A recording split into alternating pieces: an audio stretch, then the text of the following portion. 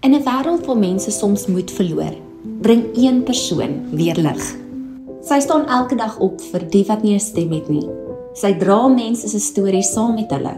Sy bring hoop waar daar wanhoop is, vrede waar daar pyn is en lig waar dit donker is. Liewe Marie, dankie dat jy hoop dra. Dankie dat jy lig bring. Dankie dat jy mense se lewens verander. Met diep dankbaarheid erken en vereer ons die hoopdraer van 2025.